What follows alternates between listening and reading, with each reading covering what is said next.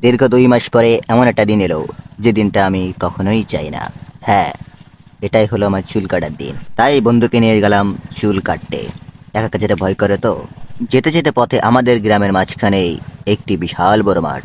তার ওই পাশেই হলো সেই চুল সেলুন।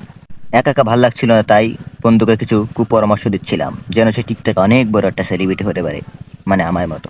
যাই হোক, আয় হায়, এটা আবার কি? এদিকে তো সাদিয়ার মন ভাঙা মেশিন। ফাইনালি বগর বগর করতে করতে বাজারে পৌঁছেই গেলাম। এই হলো আমাদের সেই সেলুন কাকা। এসে একটু ভাবসাপ নিয়ে নিলাম। নাকি পুরো শাহরুখ খানের মতো লাগছে অবশ্য। এসে বসতে না বসতেই বুঝিয়ে দিল আমরা যে বাংলাদেশে বসবাস করি।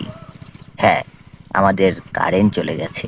তো অনেক কষ্টের পরে একটা সিরিয়াল পেলাম এবং কিছু ভাবসাপ নিয়ে নিলাম।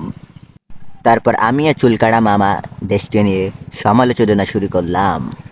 সমালোচনা করতে করতে এইভাবে আমাদের চুল কাটা শেষ হয়ে গেল।